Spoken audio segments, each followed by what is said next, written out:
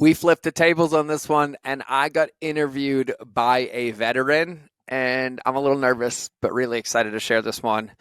I talk about my resiliency, how the only thing that mattered was my relationship with myself, where I got clarity on how I didn't want to die anymore, and I started to choose living, and how I reprogrammed a lot of that trauma and transitioned from the Marine Corps into life. And I'm a little bit sweaty recording this intro right now, a little bit nervous, and also very, very excited to share this show. And so please be gentle, and please feel called and inspired, if you do, to send me a message of anything, any responses, any words. And that is not for you, that's selfishly for me, but also no need if you don't. But I would love to share this show with you. I'm really, really excited. And Richard, thank you for interviewing me and allowing me to share this over here on the show. So everybody make sure you check out Richard as well. So without further ado, let's get into the episode.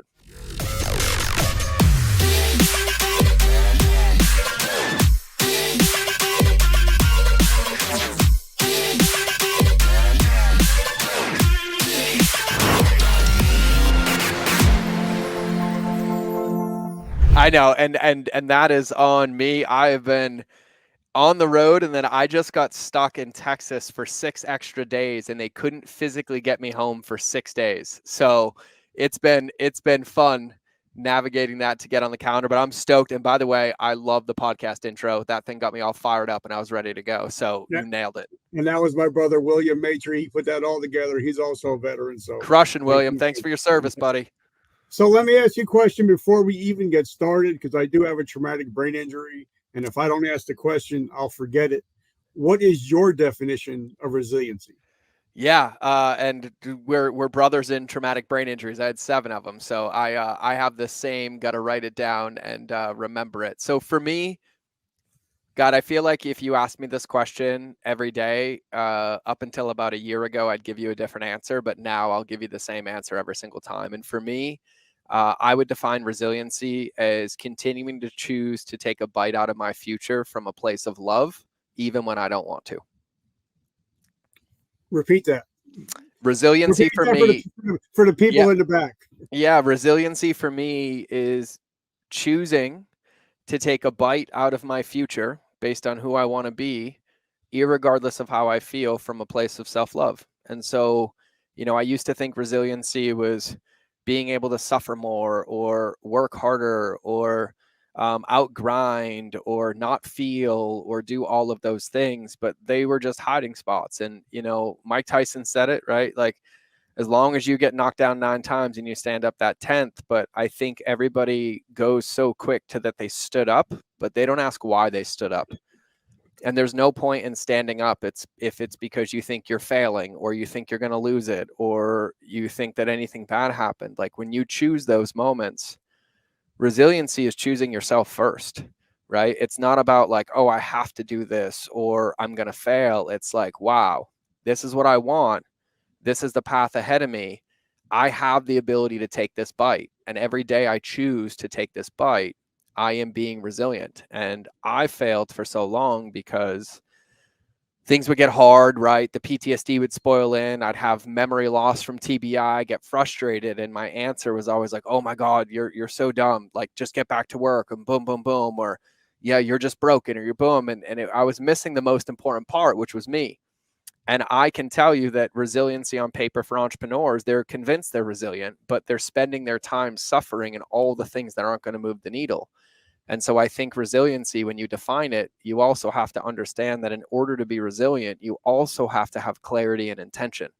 Because if you're just resilient about the wrong things, you're going to get more of them. And so for me, before I go to resiliency being like, oh, I can out suffer, or I can out pain, if I'm going to out suffer somebody, I'm going to make sure that I'm out suffering on the thing that's actually going to make me better in the future, not the thing that I'm running away from in the past.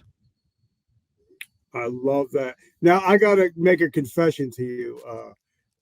December 28th last year, I'm listening to the Mind of George podcast.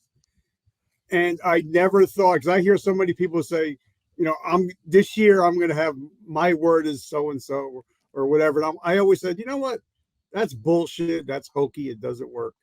But I listened to your podcast on the 28th, and I'm like, all right, I'm picking 2 words for this year.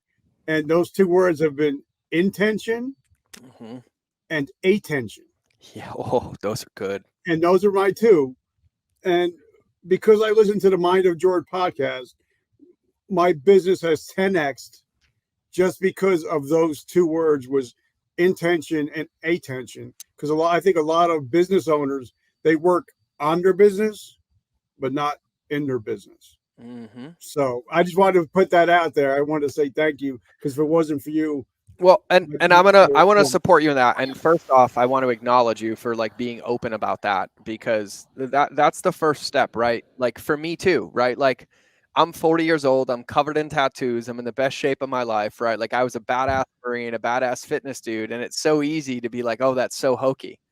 Right? It's so hokey. It's so, "Oh, that'll never work," right? But if we delineate it down and we take the fact that, let's say most people listening to this are veterans or can relate to veterans in some sense of term. When we went to boot camp, when we joined the military, we spent our lives doing things that we didn't want to do, but doing them with excitement, but we never did anything accidentally, right? We never put soldiers or Marines on anything unless we were fucking with them for fun. But when we're doing anything critical, it was always, even if we didn't want to do it and we were scared of it and it was hell, hell, hell, we made sure that we were crystal clear on what it is that we were doing, so we had the best chance of success, right? And so when you think about like working out, and a lot of veterans, they go one a few ways when they get out. I know for me, I kept this like elite fitness until it broke me, and then I went the other way and put 80 pounds back on, right? And it was like this massive roller coaster. But when we come to physical fitness, we know that you can talk about it all day. You can write it down on a piece of paper all day, but until you go put your boots on the pavement, you're not going to get anything. And if we're going to get into shape, and we were joined in the military and we were trained in the military, and we're like, "Oh, I want to lose 50 pounds. I want to start running again." We're going to get crystal clear on what we're doing. We're not going to go for an unknown run for an unknown distance for an unknown time. We're going to set our intention that, hey, in 90 days, I want to be back to running a mile. So today I'm going to run for 10 minutes. And then next week I'm going to run for 20 minutes. That's intention, right? So I think all too often people go to hokey because it's the word and the label instead of understanding what it actually is. And when it comes down to success is predictable. Like success is measurable, right? There's not a business that exists right now that doesn't have a model laid out that how it can be achieved, right? There's not a fitness goal that you have that we can't lay out a path to get you closer. What I find is that when I used to be super resistant to the labels, I was making the label wrong because I didn't want to do the work underneath the label. Because for me, what intention meant was that I had to be really clear on where I wanted to go or who I wanted to be. That's the easy part. The second part is I had to be really honest about where I was. And that was the part that I struggled with for the longest, because in order for me to change, I would first have to accept that I got out of shape, that I got overweight, that I put 30 to 40 pounds on.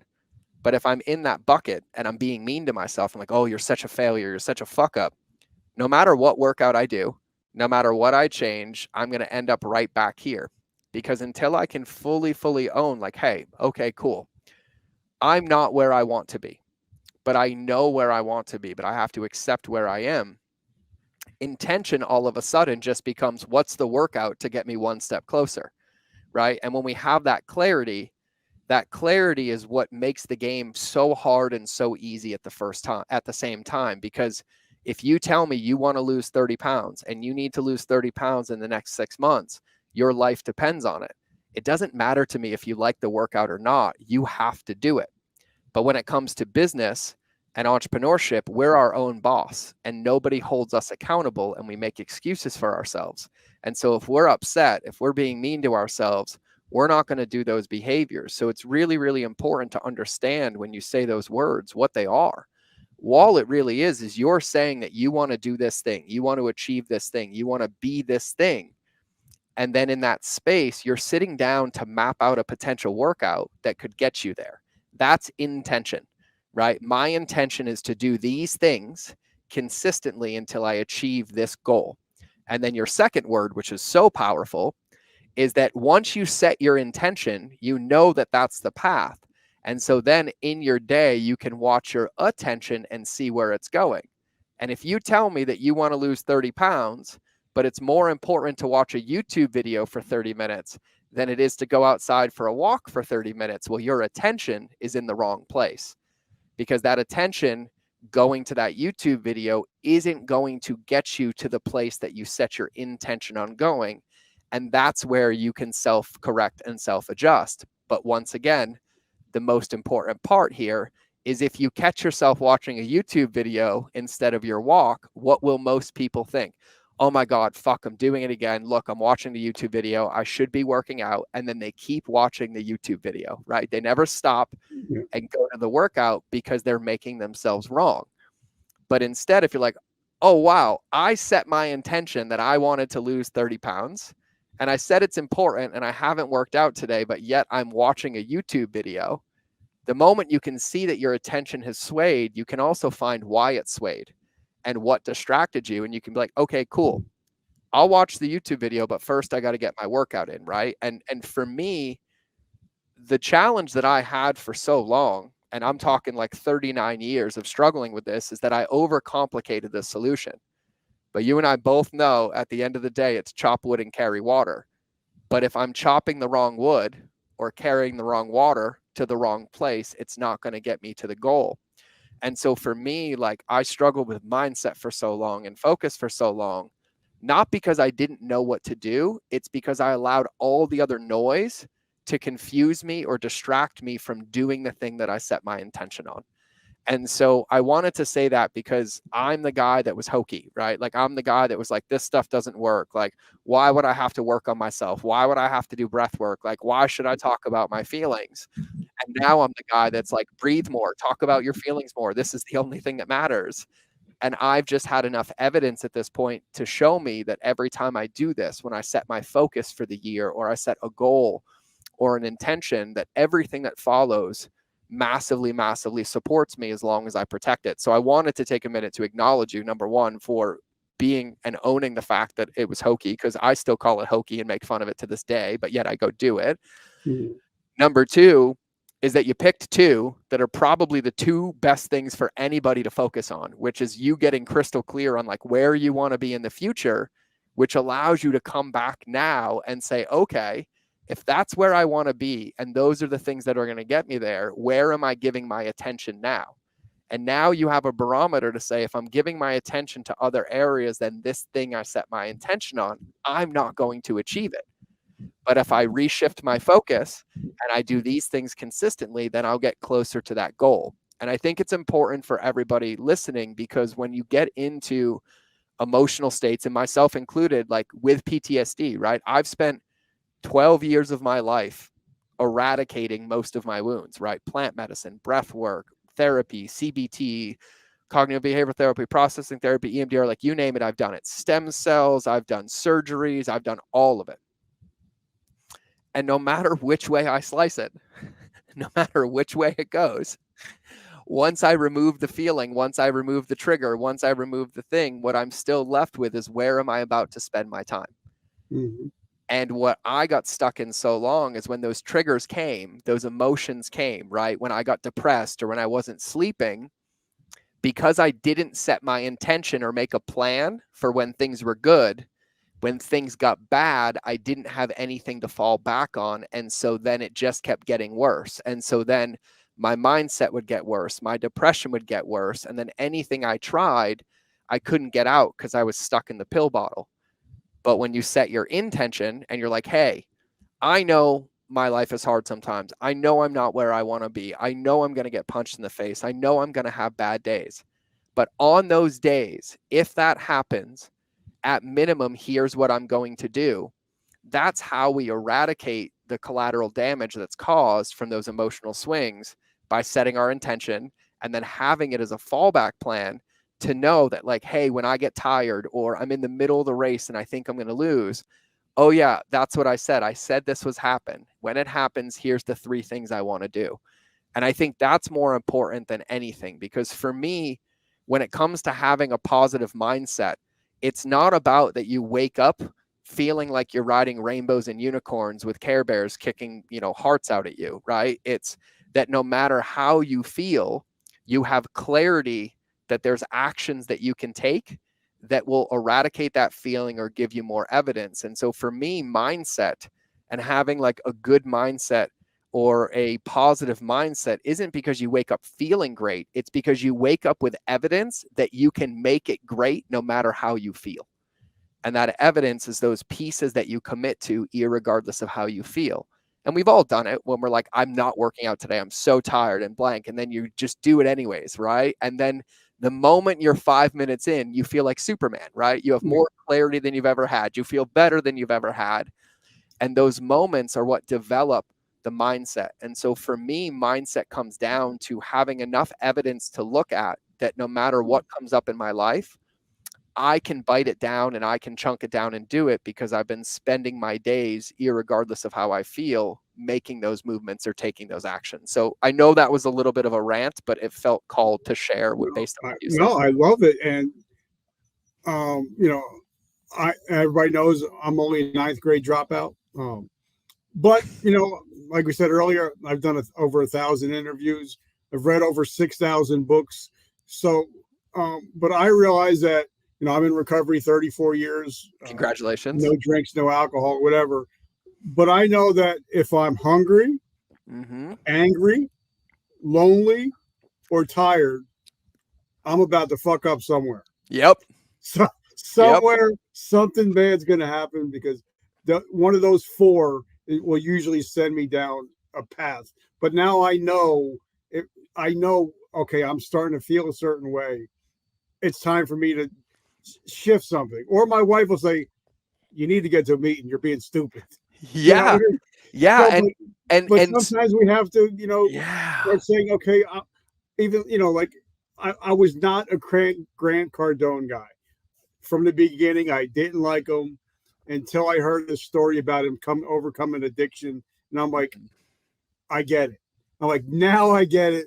But he always talks about that if you can conquer the man in the mirror, you can conquer everything. But you have to be, you know, real with yourself. You have to realize, okay, this is where I suck. This is where I'm great. But, you know, you got to be real. And and when you look in the mirror, you can't be lying to yourself. Well, you know, like if I know if I'm 80 pounds overweight, I can't say, well, I'm going to be at the Mr. Olympia next year. Well, there's two parts, and full credit to Grant for saying that, and I agree. The two parts of this, number one, is that eventually, no matter what, everybody listening to this, yourself, myself, everybody included, will fully understand and believe in their body and their core that the only thing that matters is the relationship with the person in the mirror, the man or the woman looking back at you. That's it. That is the end of the game. That is the secret. When you have figured that out, and not figured it out like, oh, I think, like when you wake up every day knowing that your success truly boils down to how you see and interact with yourself all day, you've taken the red pill and you can never go back in the matrix. Like that is the finish line. That is the end. And then you spend the rest of your life building a relationship with that person in the mirror. But there's a very important part about the relationship in the mirror. In order to succeed, you have to look in the mirror with love, irregardless of what looks back at you. And that is the secret. That's the difference between repeating the patterns and having them stick, right? And you know this in recovery. I've been through many 12-step programs. I've been through AA, SLAA, SAA, CODA. Like I've been through it. I went through the narcotic side. And the reason they work, and I have my own quips about them, and I would change them if I could, right? But that's a whole different podcast. But one of the reasons that they work so effectively, and the ones that work so effectively, and the ones that stick to 35 years, 34 years of sobriety, are not because they look in the mirror and they see everything in their past like they did something wrong. It sticks when they look in the mirror and they have forgiveness and love for who they were in the past, which allows them to make a different choice today. And so when you go to these meetings, when you're in these meetings, and it's like, hey, I'm here. The entire container is designed for you to be expressed and witnessed in all your raw truth, right? Like the darkest of the dark stays in that room. But what that does is that allows you to leave that room, look in the mirror and see who you really are, because you don't feel judged anymore, or you're not making that up because you've been witnessed by other people. And so this level of the relationship with the man or the woman or the person in the mirror, it's not that you're willing to look at it, it's that you're willing to look at it with love. And right, for me, I like to use metaphors all the time. And so if I owned a NFL team, if I owned the New England Patriots and I was trying to get to the Super Bowl this season and win the Super Bowl, and Tom Brady was my quarterback, and Tom Brady is missing a couple of passes, I'm not going to say you're a failure. You're such a horrible quarterback. You shouldn't be on this field anymore. But we're both going to have a conversation of like, hey, maybe we should work on this. Maybe we should adjust this. Maybe we should tweak this. And the moment we do, we get back on the field and make those adjustments. That's what the greats do, right? We look in the mirror and we find opportunity for growth, not faults. And so I want to say this for people listening, because looking in the mirror is an incredible thing, but it's what you see looking back at you that determines if you're going to win or not. And I will tell you, and I will tell you this as a barometer. I tell you that if you look in the mirror in the morning and what you see back smiling back at you, you love, and you love like it was your own child, like it was the most beautiful, loving thing in the world, no matter what you do that day, it's going to work. But if you look at it back and you're like, God, I'm so fat, I'm such a failure, I'm such a boom. Number one, you're not seeing yourself at all. Because that moment, you can't define your entire existence in that reflection based on that moment. Just because you're overweight, just because you missed a pass, just because your number one client left doesn't mean you're a failure. It doesn't advocate all the other things that got you here. It doesn't take any of those away. It just gives you an accurate view of where you are today in comparison to where you would like to be. And the only way to collapse that gap, the only way to grow is to not make it wrong. Right? Like if I'm going to stand on an Olympia stage and I come in second, and then my coach is like, hey, you missed legs and you missed arms. If I'm like, okay, I'm such a failure, I'll never train arms and legs again, I'm going to go from second to last. If I go into like, okay, well, here's what I did for my legs. Here's what I did for my arms. What worked? And he's like, keep this, keep this. I'm like, what's missing? And he's like, add this, add this. And then I can say, wow, look, I can get better here. I can get better here. I can get better here.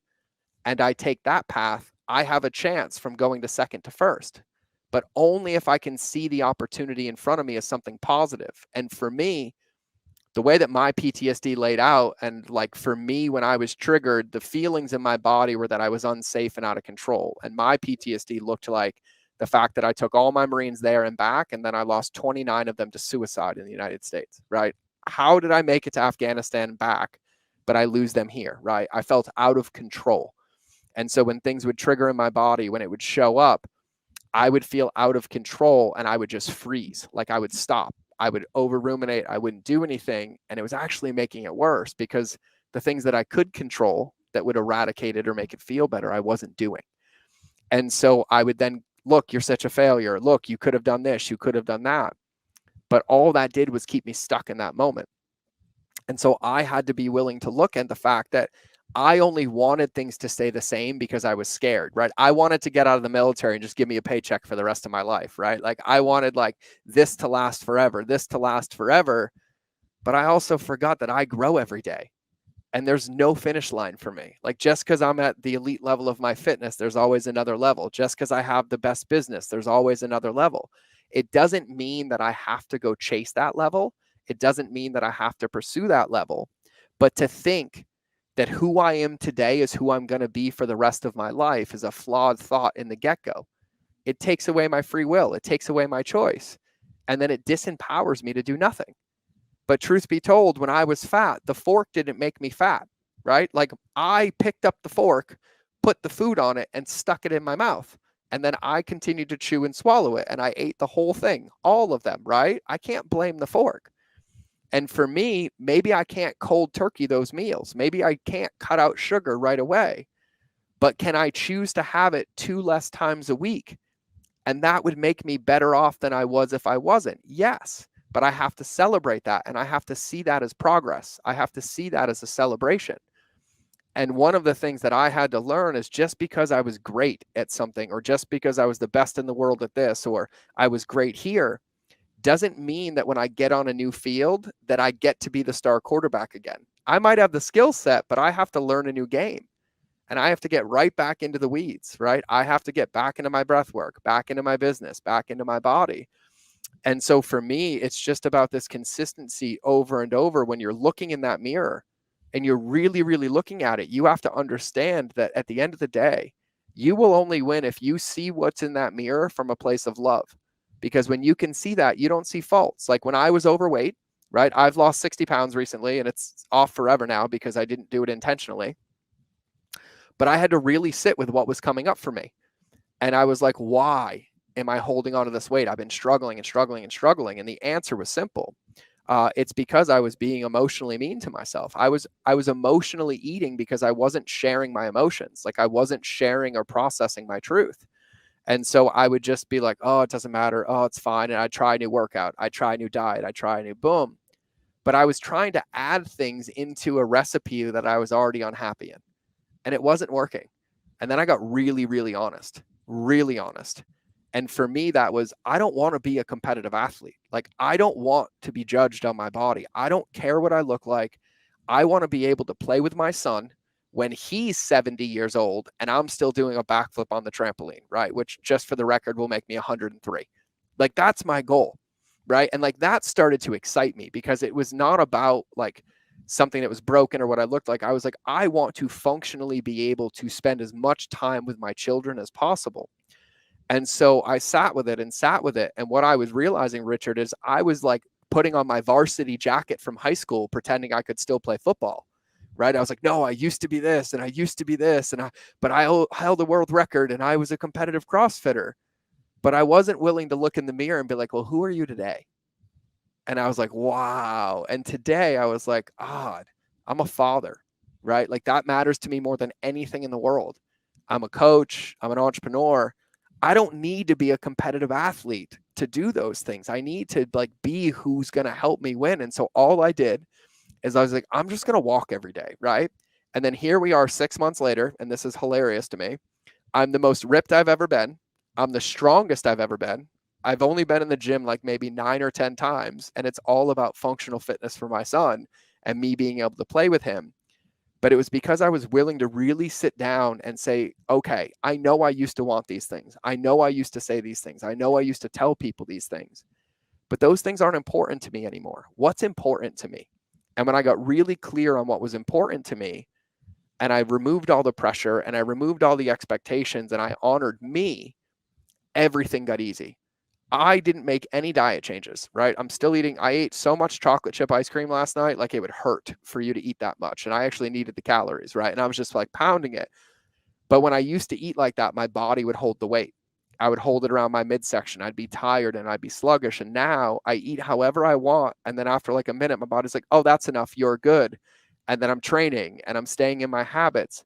And it's only because when I looked in the mirror, I didn't make it wrong. I didn't make it bad.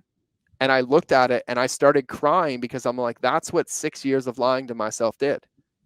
It made me feel like this and look like this, to where I was just trying to get out and get out and get out. And I just had to surrender.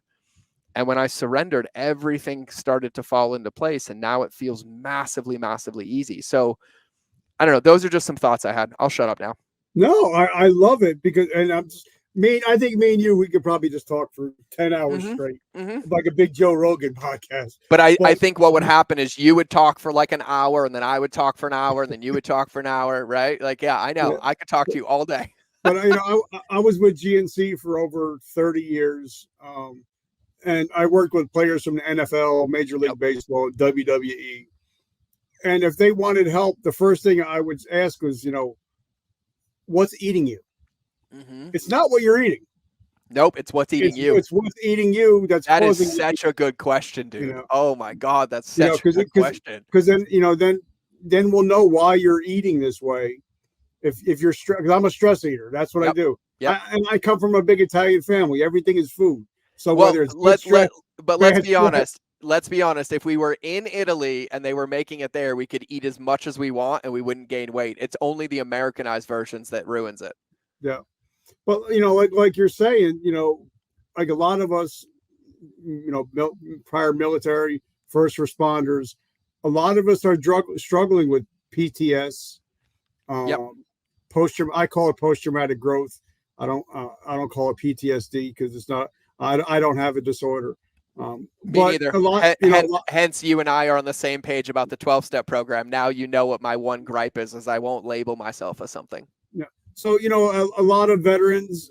Let's talk about being a veteran. Like you said, I love my Marines. By the way, I love the mindset of the Marines. You guys have the best uniform, hands down. Yep. Period. End of story. I But I think love that's the the only mindset. thing that we have the best at is the uniform, though, because I should have joined the Air Force. But I love that. You know, my son accidentally said, "Hey, there's an ex-Marine." I was like, "No, once a Marine, you know, once a Marine, always a Marine." But I love the mindset of a Marine. I love that mindset. So, like you said, you lost a bunch of guys when you got home. Yep. Dealing with, oh, for me anyways, I can't talk for anybody else. Dealing with survivor's guilt. Yep. Also dealing with moral injury, which is something I think I'm the only show that we ever talk about moral injury. First time I've heard it talked about on a show. I've had side conversations, but yeah, that's a big one. Because you know, and somebody will ask, well, what is moral injury? And I tell them, veterans and first responders see shit and do shit that no normal human being should ever have to do. Yep. And then usually when we get out of the military, when it's all said and done, a lot of us, like myself, sitting looking at the bottle of whiskey, and a revolver in our mouth, because we don't talk, we don't have anybody to talk to anymore. Nope. Once we're out, we're done. And like my friend Sergeant Nick Valentine said, you know, once you step off base, military doesn't give a shit about you. Nope. Your phone stops ringing, friendships are gone, finances are gone, and now you don't have a mission anymore. So talk a little bit about your military service, and then what your transitioning was like. Yeah, I have an unpopular opinion on this one too, by the way, because you just said something that reminded me, and you know, that is true. Like when you step off base, like they don't give a shit about you, but I also won't let veterans believe bullshit. To think that they ever gave a bullshit about you in the first place is a lie that you're telling yourself, because none of us were recruited. We joined and we willingly said, this is our best option. This is what we're choosing to do. And it's so fucking convenient when you get out that you're like, oh, they neglected me. No, motherfuckers. The entire point of your existence in the military was to teach you how to be a self-sustaining weapon at every level. And now you want to play victim when you get out and think that they owe you something. No, you owe yourself to advocate for yourself and to extract as much support as you can. But they don't owe us shit. And to think that they ever cared is just a falsehood in the first place. I am under no suspicion of that whatsoever. And I'm only successful and happy because I didn't wait for the military. I advocated for myself, which is what they taught us how to do. And that is us getting out and realizing that you can remove the label of Marine, soldier, Air Force, or whatever, but you still have to do the work every day to get the results that you want. And that hard line is a hard line that people fall into because they're so excited about getting out or so resentful about the military, so whatever, that they get out and they shove their thumb up their ass and they wonder why things in their life don't work. Everybody goes through the feelings. It sucks. It fucking sucks. And unfortunately, the only way that you win is when you realize that nobody's coming to save you. You have to save yourself. And so for me, my military career was supposed to be my life. I was homeless at 13. So when I forged my parents' signature to join the Marine Corps, I had one piece of paper in my house and it said, do 30 years as a Marine and then hand out smiley face stickers at Walmart. That's the only thing that was written on that paper. It hung up in my house every single day that I was a Marine. That was it. I knew that if I made it 30 years, like I'd made it. I'd broken generational trauma. I'd made something of myself. Like that was my goal. And I did not like it, right? Like I loved being a Marine. I loved my Marines. And the longer I was in, the moral injury of being committed to something that I didn't agree with took its toll on me. And so I ended up doing about 13 years total of active duty. 2004, 2005, I was deployed to Somalia, got exercise-induced compartment syndrome and almost lost my legs. So I had to relearn how to walk again.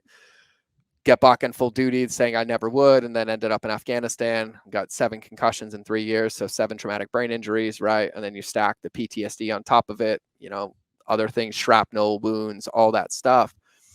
And I'd say it was about year 10 that I knew that, like, okay, I don't really agree with this, but I had sunk cost bias at this point, right? I'm like, okay, I'm halfway to 20. I'm an E6, I'm an E7 select, let's go. And I had every intention on riding my contract all the way out, right? I was going to do at least 20. And I was a fast track, right? Like I was E6 in 6 years in the Marine Corps. And so I was going. And then after Afghanistan, with the head injuries, that got taken off the table. And that wasn't on my radar. Like me not being healthy was not an option, right? But then I started passing out when I was driving. I started having bleeding on my brain, fluid on my brain. And so shit got dark pretty quick. And then all of a sudden they're like, you're on a med board. And I'm like, what? And they're like, yeah, you're most likely going to get medically separated. And I was like, separated, like no benefits? No. And they're like, yeah. And I was like, and the only thing I had going for me is I was CrossFitting at the time and eating paleo, right? I was taking care of my body and I was trying to heal. And so I just decided I was going to post about it on the internet every day. That's how I became a food blogger. It was not by design. It was not because I wanted to be a food blogger. It was that I needed an outlet. And I realized that the military wasn't going to give me anything. I basically had 6 months to figure out how the fuck I was going to survive. Now I'd saved up some money. I had a comfortable, probably a year of living in the bank. And I knew I'd get my, 80% or whatever out the door, cover my mortgage, right? But other than that, I didn't have anything. And I knew what they were going to do. They were going to stick me in a room of PowerPoint presentations for a week, right? And that was it. They weren't going to do anything for me. And so I realized that this was coming. And I didn't know when it was coming because it was up at the SecDef and it was my 3rd LIMDU board. And so it wasn't a normal process. Like this thing was going through red tape. And they're like, at any moment you could be out, and I didn't know. And so I started controlling what I could control, right? And they taught us this in the military: shrink your world as small as possible and then take the next bite. And so I was like, cool, I'm going to leverage all of this. And I started in the office when I was in my med board. I'm like, all right, what are all my accolades? What are my records? Let me get this in order. And I just started like doing an inventory of like all these things that I'd done. And then knowing I was getting out, I was like, I should probably start documenting all my injuries, right? I need to talk about this now. I need to talk about this. And then with any extra moment I had, I just kept teaching myself how to cook, posting it on the internet and asking people questions. And then eventually, about a month before I got out of the military, someone's like, you should make a recipe ebook. And I was like, I don't know how to do that. And they taught me how, and I made it. And my first ever digital product made $1 million. And when I did that, it wasn't because I made that product. It's because every day for a year, because my LIMDU board took about a year, I posted on the internet for free that I wanted to help. I asked people how I could help, and I helped while I was still an active duty full-time Marine, working from 4:30 in the morning until 7:30 at night. And I was blogging from 7:30 at night till 10 p.m. and then doing it again the next day. And so I had set up an opportunity for myself. I didn't know what it was going to be. I didn't know what it was going to look like. But if you fast forward 2 years later, I was a 22-week New York Times bestselling cookbook author. Then a year later, I had the #1 app in the world, and I had 1 million followers on social media. And yet I'd never been an entrepreneur, never been to business school, never done any of that. I just took the same mindset and the same focus, and I applied it over to something to know that I couldn't just get out of the military and stop. I didn't get to just take 6 months off. Like my life wasn't going to run itself. Like nobody was going to come do this for me. And the transition fucking sucked. Like, let me just be blunt about it. It sucked. My med board came back at 80-20, 80 VA, 20 DOD. And they're like, yep, 13 years of service. You're fucked. Your brain's bleeding. You can't walk. Good luck. And I was out. And they're like, you can fight this if you want, but you're going to have to stay in for 6 more months. And I made a decision that I was going to get out and I was going to do it. And so I got out and I advocated on both sides. I kept going as an entrepreneur and I stayed in the VA, and it was hell. I went through 5 psychologists in a month and a half. And every time it was like that same wound. And my emotional health was not good. I was not in a good place, but I knew quitting was not an option. And so I kept working on my business.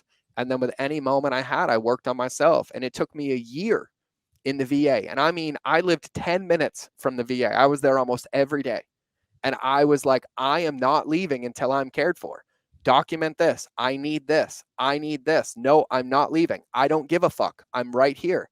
And I fought and I fought and I fought. And then in a year, I resubmitted. I was 100% permanent in total. And then I still fight the VA like that to this day.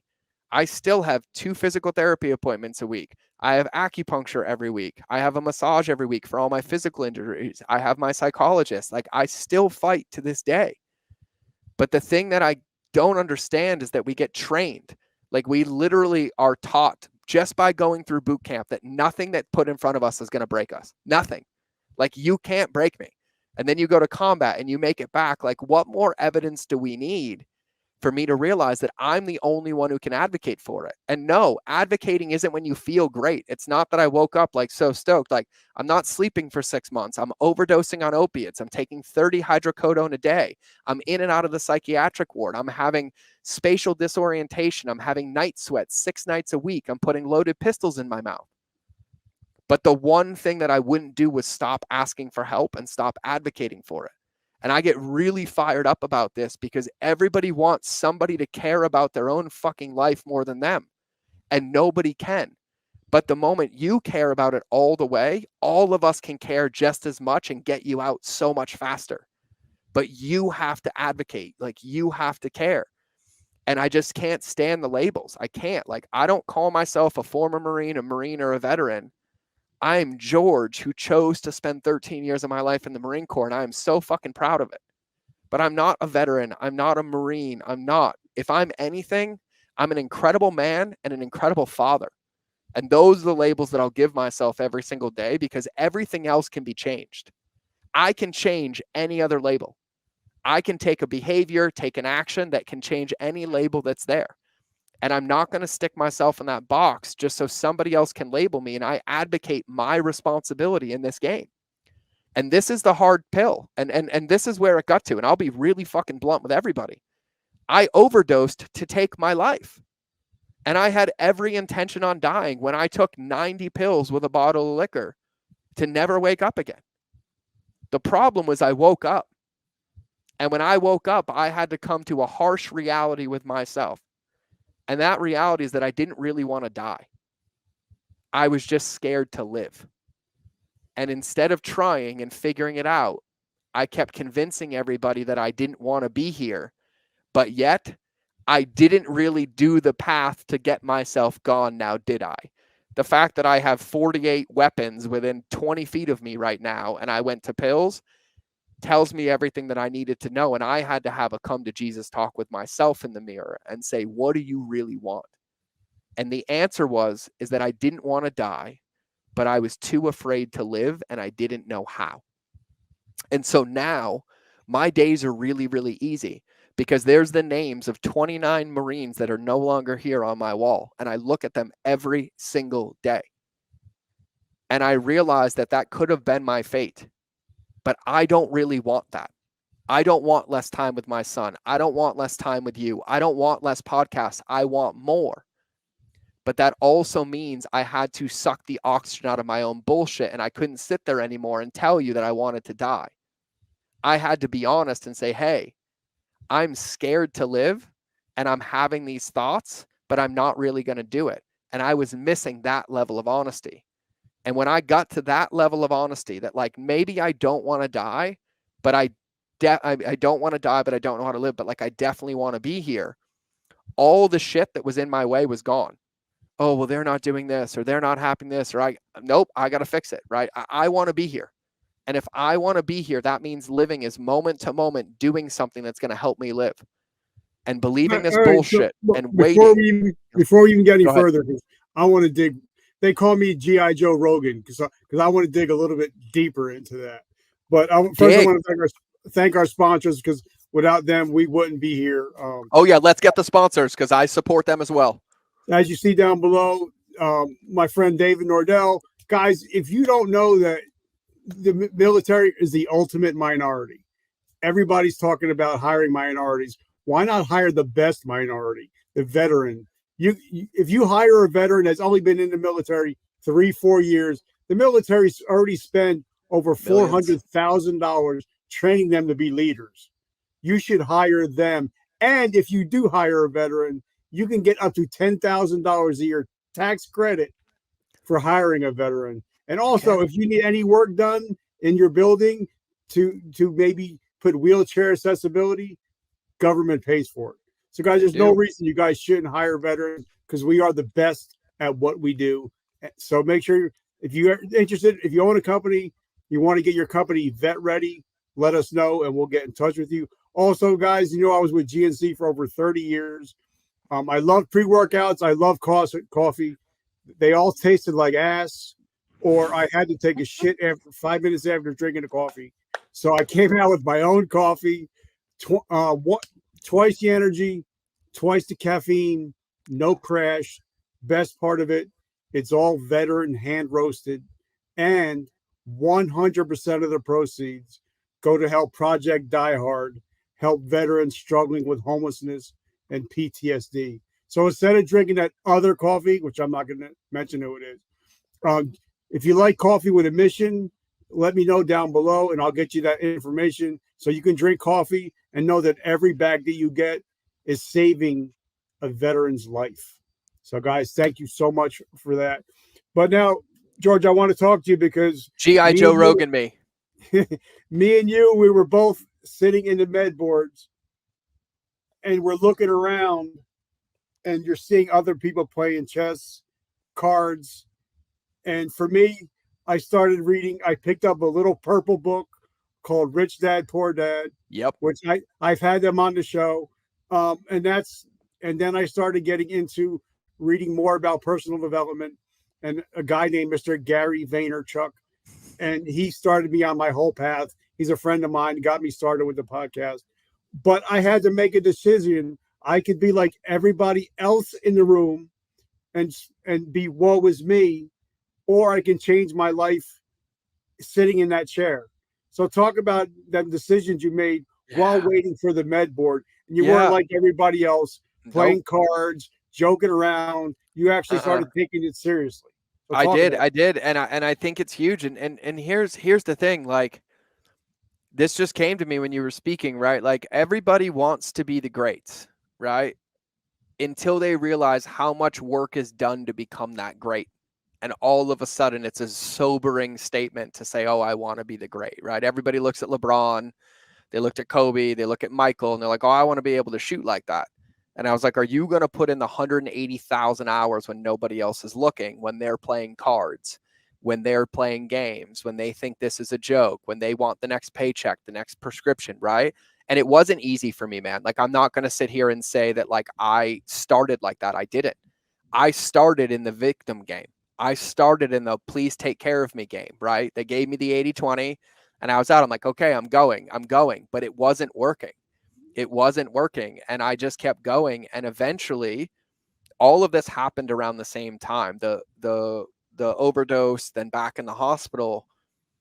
I realized that I didn't know how to get out, but I needed to do something different. And if I look at it, and you take some of the business lessons that I now teach, like, the one equalizer that we all have is time. We all have the same amount of it. It's how we use it. Well, if I look in that room of people, or any room of people, and I see that we're all in the same situation, and the only thing that I have differently or that I have leverage on is time, how can I use it more effectively? That's where you win. And it's not about utilizing all of it. It's about utilizing some of it. And that one, for me, the transition was an easy one. The hardest one was when I was through like my 11th psychologist and none of it was working. And then I picked up the DSM, the actual psychology manual on family systems dynamics. And I started reading psychology books. And I started understanding what they were teaching me to try to help me, because I knew my story better than anybody. And so I started studying psychology. I started studying trauma. I started studying post-traumatic stress, trauma in the body, other modalities, breath work. And any moment I had, I knew that if I didn't do something, I was going to feel like shit, right? I was going to have anxiety. I was going to have depression. I was going to have all of it. And so I figured, well, if I'm going to feel that way anyways, I might as well try to find something with that feeling that's going to get rid of it. And I just started looking, and I really just understood. And I think, and I have to credit my childhood for this, like growing up homeless and without much family support, social services, emancipations, welfare checks, lawsuits, abuse. I learned at a very young age, if I wanted to eat, I had to feed myself, right? If I wanted food, I had to get it. If I wanted somewhere to live, I had to find it. And for me, if I'm given a choice and I really don't want to be there anymore, and you tell me that me and all 50 of these guys are in the same boat and we want the same thing, and their shit's not working and I'm in the same room, I'm going to try to find a way to make it better, to make it faster, to speed up the process, to figure out how I can get better. Because if not, there's no point in me being there, because I don't expect to get full-time results from half-ass effort. But I also think that for everybody listening to this isn't about like being a savage or using every moment. It's about realizing that we all are given situations and moments, and our perspective is what changes them, right? But nobody's going to come do this for you, right? Your career in GNC, your sobriety, you launching a coffee company, you launching this podcast, you making friends with all of these people. No matter how long you sat there and just prayed, oh, yep, someone's going to launch this podcast for me. So it's never going to happen until you hit record and publish. And so when we have this relationship with time, we understand that we can use it, but you have to have a relationship with yourself to be able to use it. And what it started with is that I realized in that room, Richard, more than anything, is that I didn't want to be like them. And it wasn't that there was anything wrong with them. I just realized that I saw it differently. I wanted to feel better faster so I could turn around and help them as well. But I wasn't interested in being a pawn on a board. I wasn't interested in advocating my health to somebody else, or to a system, or to a government, or to people that I'm just a cog in a wheel. And so that's when I really, really started pushing. And EMDR is what saved my life. And the VA didn't do it, but I couldn't afford it. So I called every EMDR therapist I could find, and then one of them agreed to see me pro bono for $400 a session and agreed to see me until I was better. And that man saved my life, Mark Bertone in Orange County, California. But he didn't call me. I called everybody. And what I was doing was like, hey, I know you only know me a little bit and you're not involved in the VA. This is what I'm stuck with. They're not helping. They keep telling me this. Do you have anything who can help me? Do you have anybody who can help me? Do you know anybody? And I was just so open with everybody about what I wanted. And I wasn't like, please fix this for me. I wasn't like, give me an answer. I was like, hey, do you have any guidance? Do you have any advice? Do you have somebody you could recommend me to? And I just started fighting and fighting and fighting and fighting. And for me, man, the mindset was simple. I knew if I didn't fix it, I was going to die. Like I was going to kill myself, or I was going to die by a matter of circumstance because of all the shitty choices I would make feeling like shit. And I didn't want to die. And so I took that same intensity that I was scared to die with, and I used it to live. And I'm like, great, well, if this is going to make it 1% better, I will fight for my life to make it 1% better, because anything is an improvement from this point on. But don't you And think, like for me, once I started getting into self-development, I took a deep dive and had lunch with Gary and all that stuff. But he also brought up a good point, because I was telling him my backstory, and he's like, wait a minute, you've been married, you're going on your third marriage, you've had all these relationships, you've been through all these jobs. And he's like, don't you think that you're the common denominator? So, just like if they see 12 shrinks can't be wrong. You're the common denominator. Well, so if we don't admit, okay, I'm fucked up, I need help. There's like, I got a friend, they got a kid, he's all messed up on drugs, but he's not ready to get help. And if you're not ready to get help, you can have the best doctors, psychologists. Yeah, but I'm gonna challenge you a bit as well, because no one's fucked up, and that alone is the loss of the game. And that kid is not ready. He doesn't feel safe. That's it. It's that the feeling that the drugs give him make him feel better and able to function better than a feeling anywhere else. And yet we'll label them as they're not ready. We're not the one with the addiction. They are. We can see it clearly. They can't. Nobody is going to drugs because they want to feel more. It's because they want to feel less of what's happening around them. And a human being requires a catalyst of at least 3.1 times greater than their current situation to actually commit to changing. That is from the book The Catalyst by Jonah Berger, by the way, incredible business book, but also for yourself. It's an amazing book. The labels are where people lose because I was not fucked up. I was having a trauma response in my body trying to keep me safe.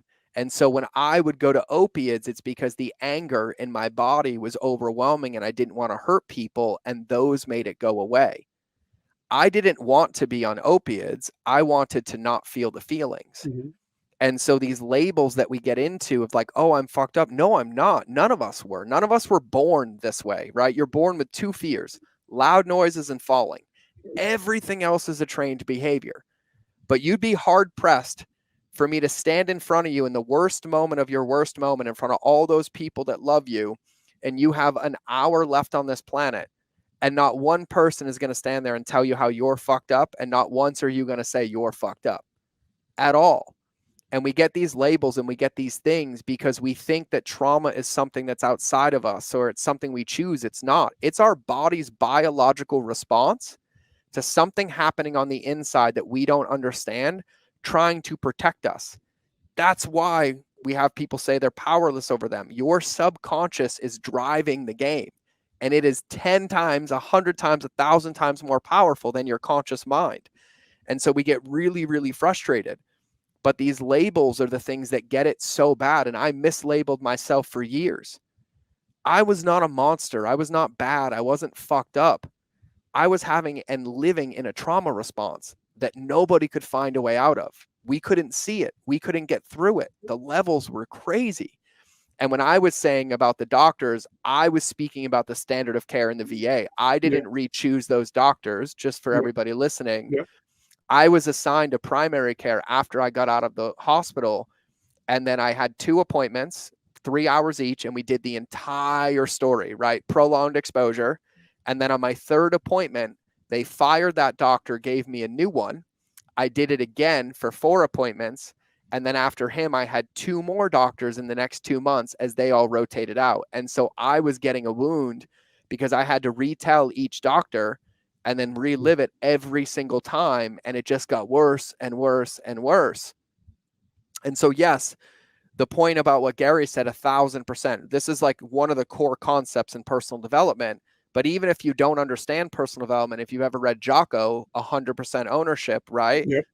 If you've ever watched a Tony Robbins video versus victim versus responsible, if you've ever studied any level of Carl Jung or LifeSpring or any of, you've heard this before, and I said it to you as well.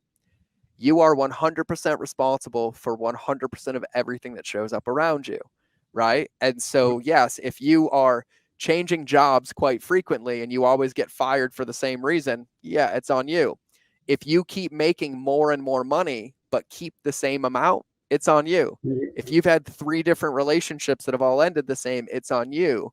But that's where that relationship with the man in the mirror comes from, right? That's what it's looking at it for, is that those are opportunities for growth, right? Like my team, my family, my kids, like we have an open door policy, and boy, oh boy, when you have the best intentions, even at this point of happiness, to be the best father, and then your 6-year-old says, hey, daddy, that made me sad.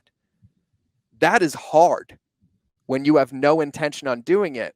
But if I sit there and I'm like, you know what, you're right, I'm a horrible father, I'm completely fucked up, then he's going to get a whole lot more of that.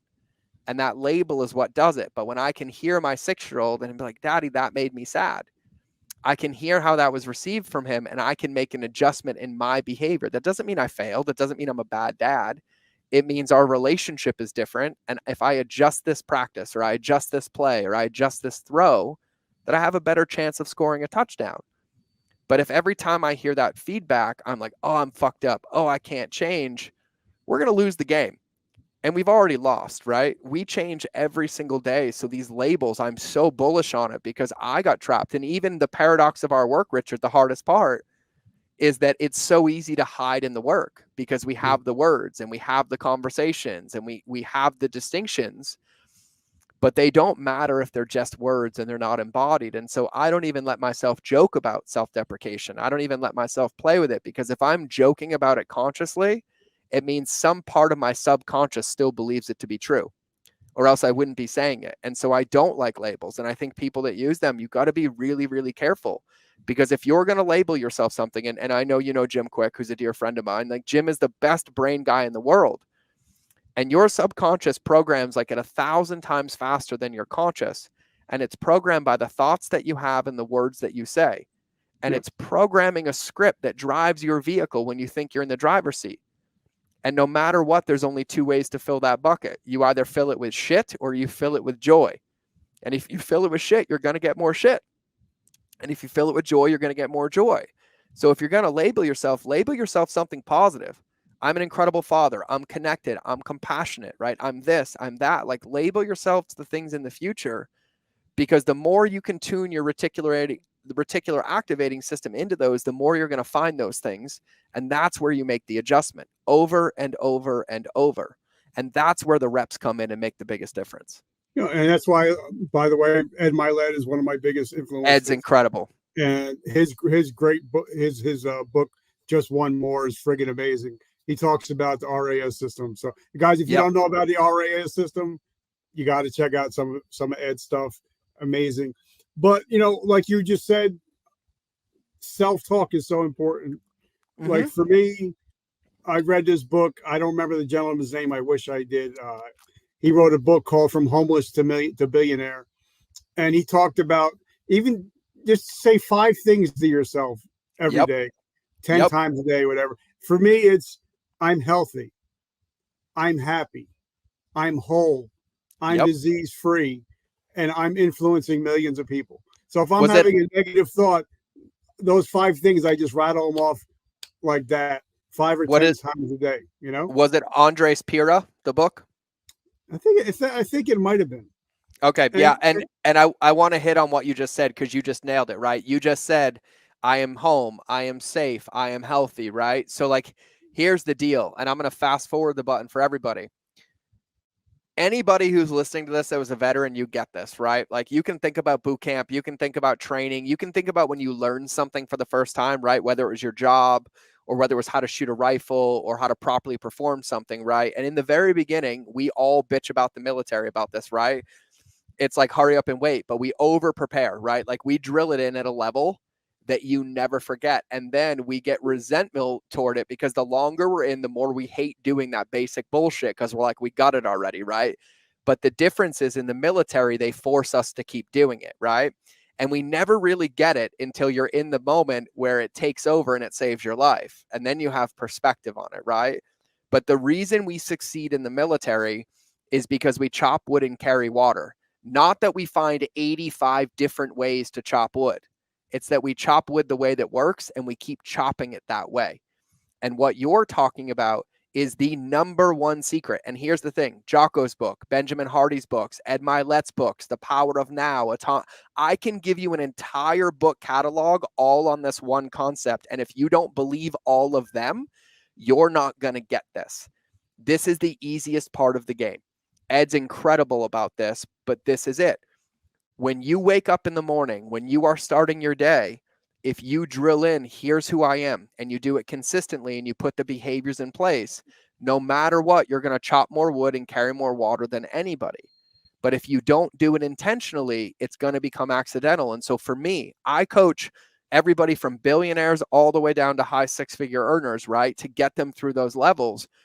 And the higher income they have, the more we work on the things we're talking about in this podcast, and only those things, right? So every morning I wake up, as a part of my future self-journaling practice, I wake up every day at the same, right? I wake up normally about 5 a.m. and I do morning cardio, right? Like a walk or run, but I have to earn my right to do cardio.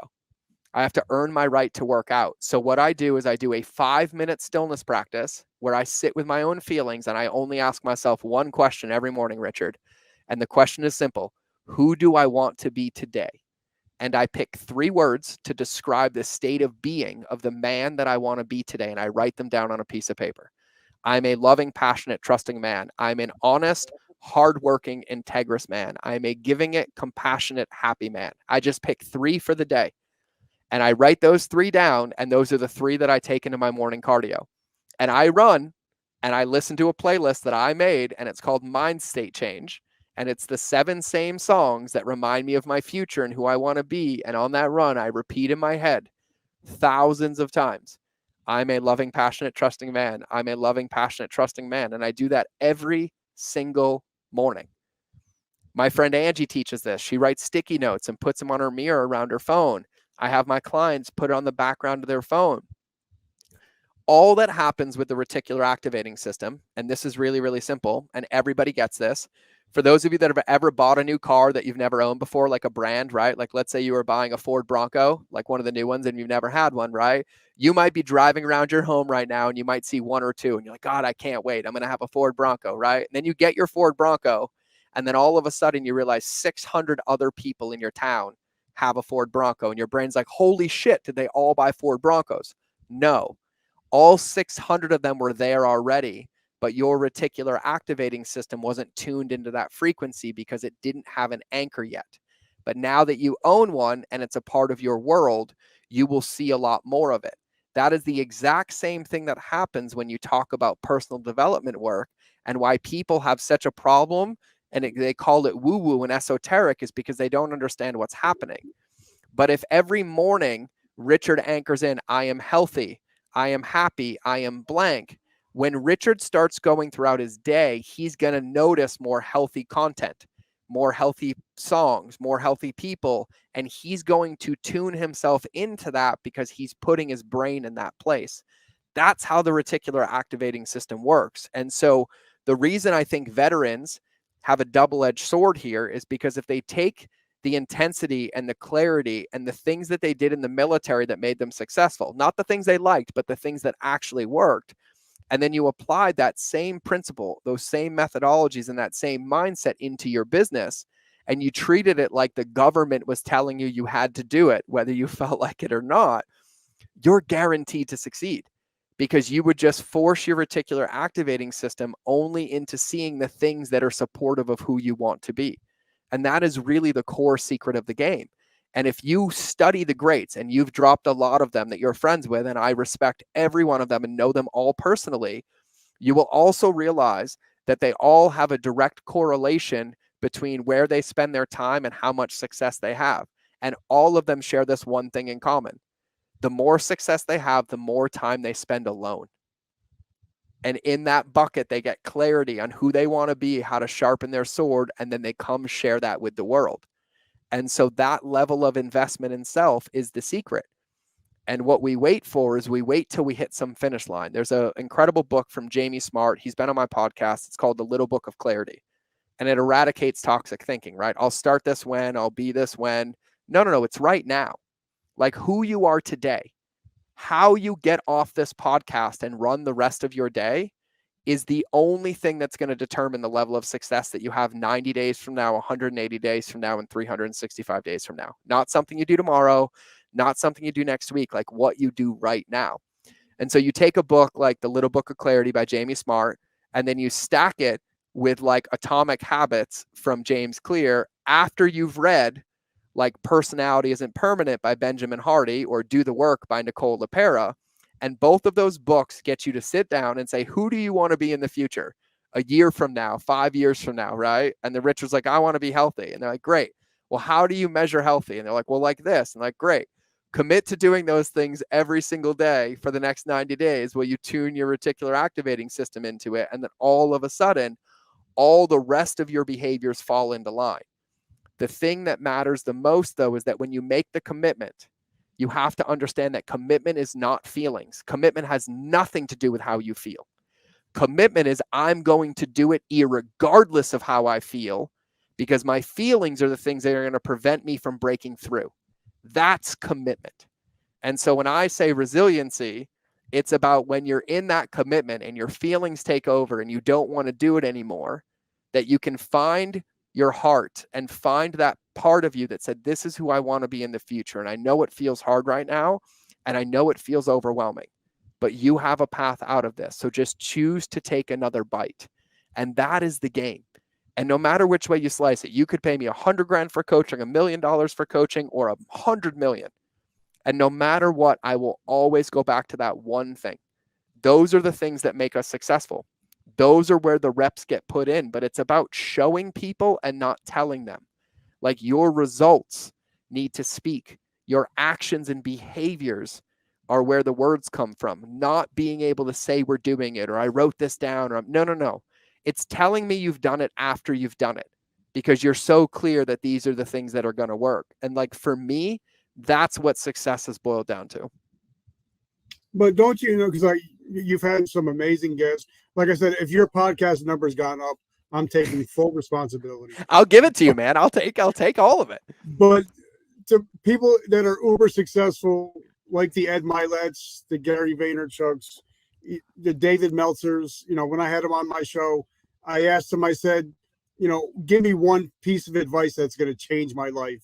And he said, gratitude and anger cannot occupy the same space. They cannot. And it just, so for me, when I go to bed at night, I put my arm around my wife. I pray for my wife. And then I say 3 things that I'm grateful for that happened during the day. Yep. And That's then when I wake up in the too. morning, because I lost 80% of my vision 3 years ago, if I open up my eyes and I see something, that means it's going to be a great day. And I say out loud, God, it's going to be a great day today. So I wake up with gratitude. And I think if you go to bed with gratitude and you wake up with gratitude, your day can't help but start in a good way if you're waking up with gratitude and going to bed with gratitude. Well, I 1000% agree. So I have a model that I use for all my private clients, right? It's called the Sacred Lightkeeping Quadrants. You know about it. You've heard me talk about it, right?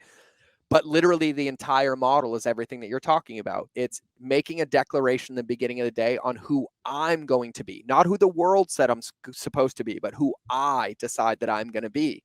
And then habits and rituals in there to align it. And then the end of the day, reflecting on that day and being like, I'm so grateful for this. Here's where I won. Here's what I celebrated. But to even give more credence to what I was saying earlier, now in the gratitude practice, you're also talking about how before you go to bed, you're tuning your reticular activating system into the wins in your day and the things that you achieved or that you saw that you're grateful for, which means when you go to sleep, you are going to sleep from a place of abundance and gratitude, which is why you wake up happy the next day. And when you say, today's going to be a great day, even if you feel like shit, you know it, and then you go make it a great day. And so all of these things, like, you cannot forget that no matter what, when you build a foundation for something and then you build a house on top of it, you still have to reinforce that foundation. Your foundation of yourself, like your physical body, your emotional body, and your spiritual body, it's quicksand.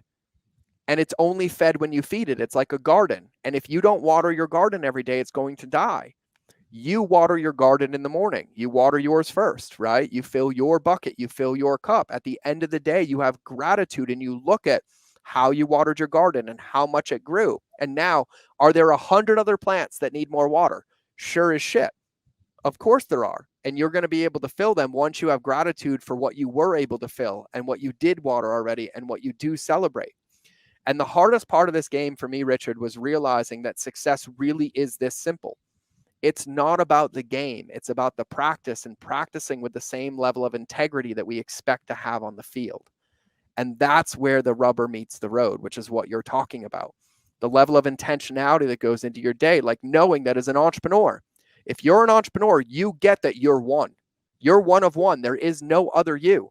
You are literally going to become the number one in whatever you do as long as you want it.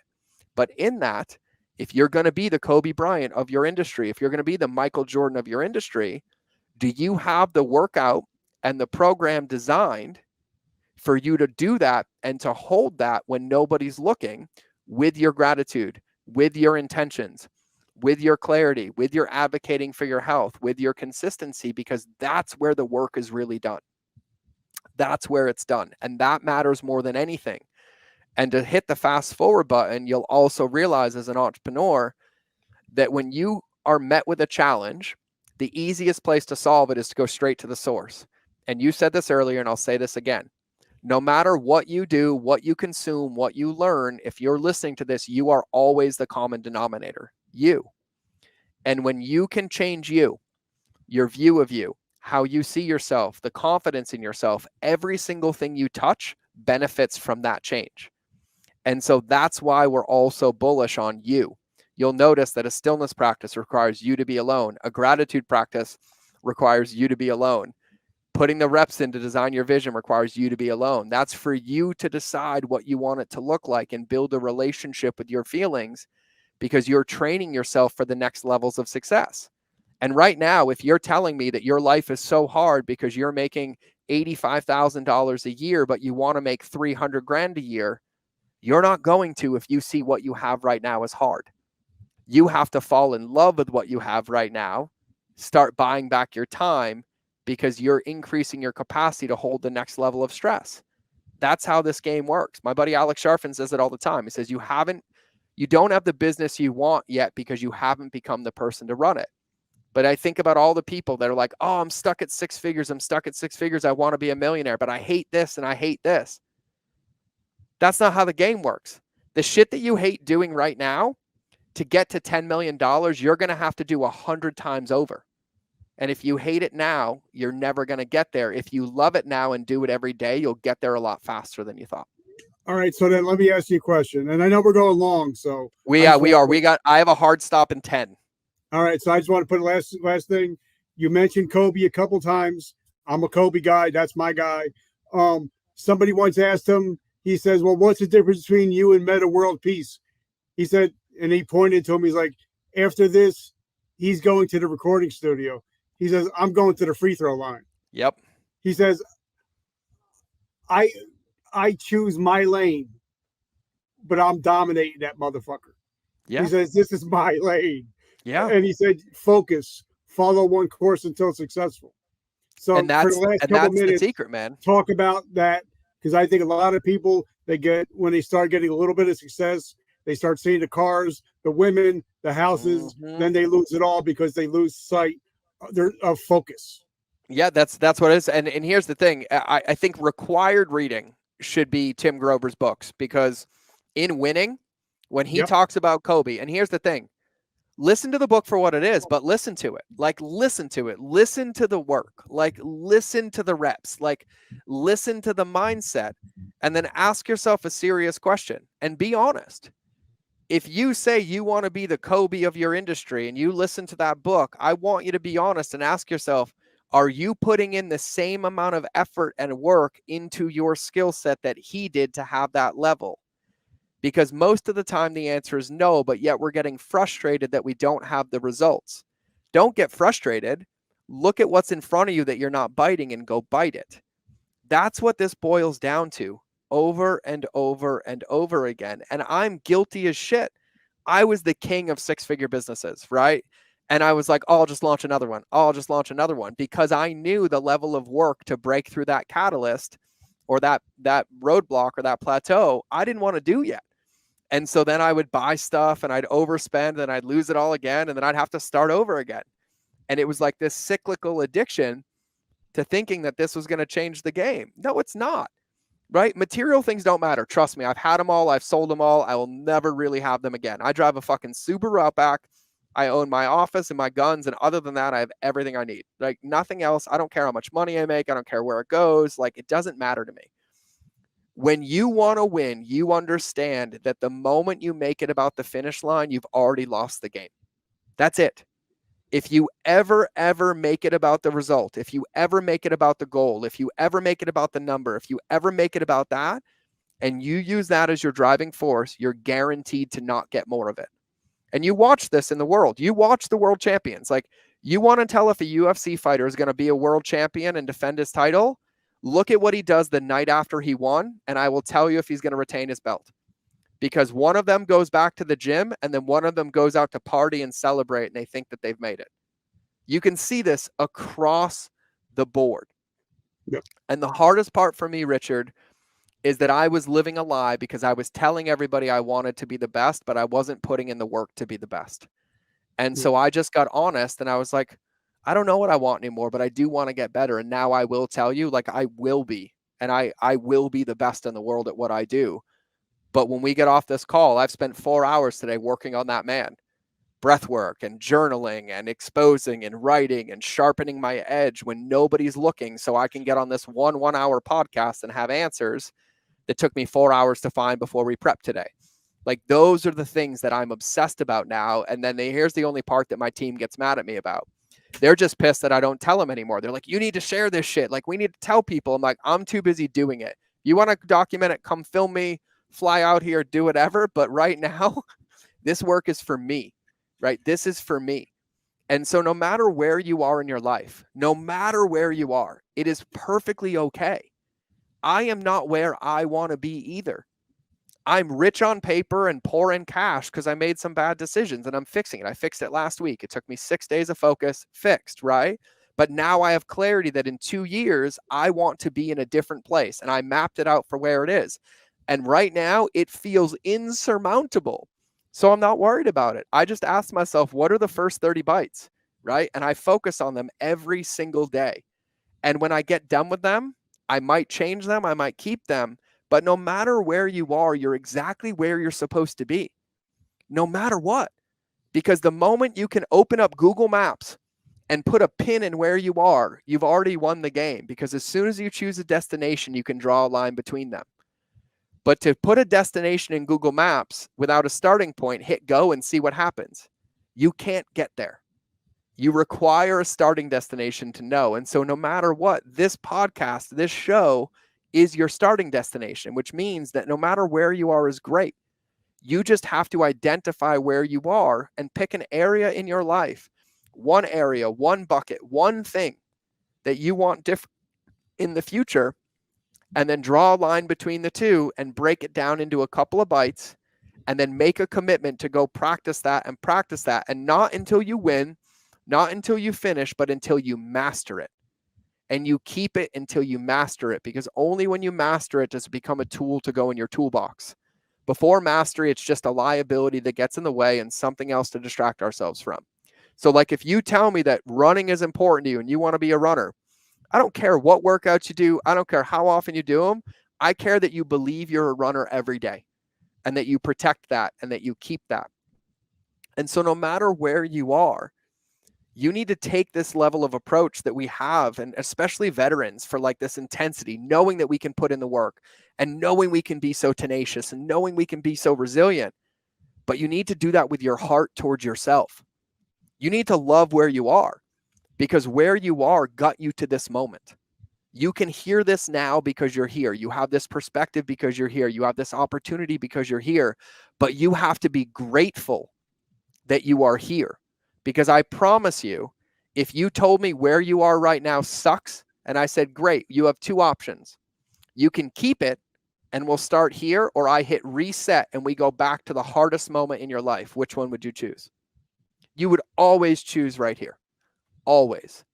And so take that perspective and have gratitude that you're here, but then dream a little bit and get fucking excited and be like, who do I want to be in a year?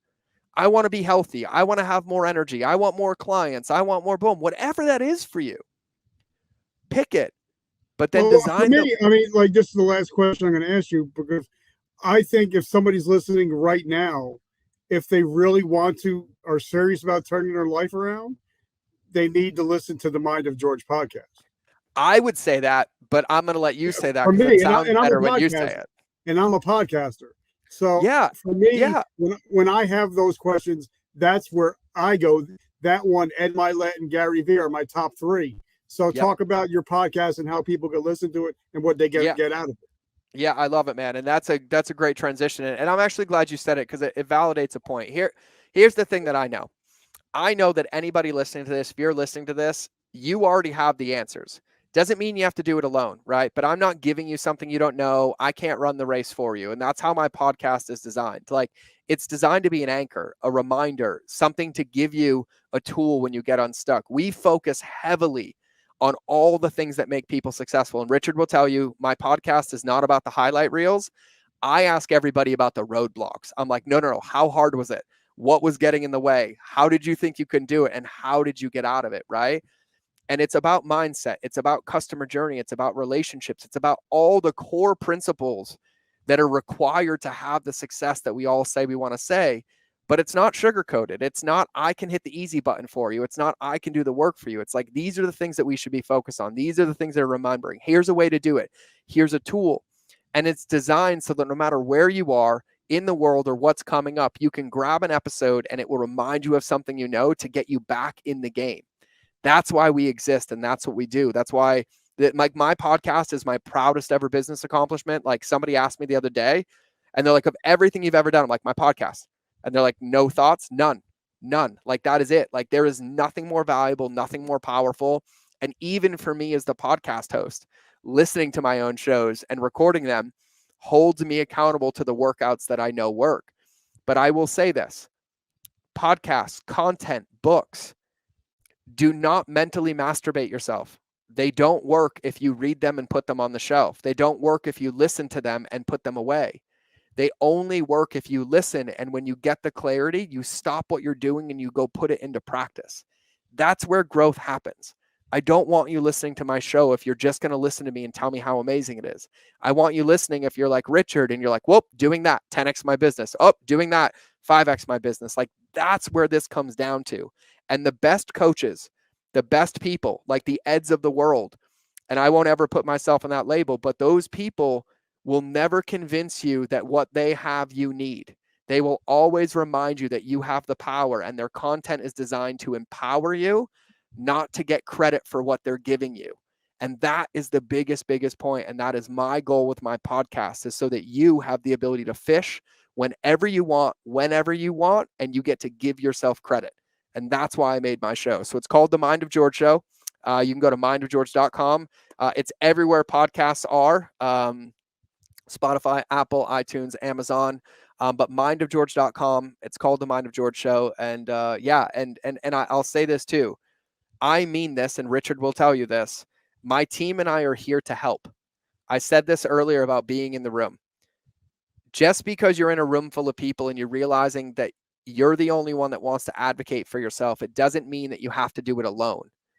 You win the game when you come to the table saying, hey, I need to advocate for myself, but I need some help.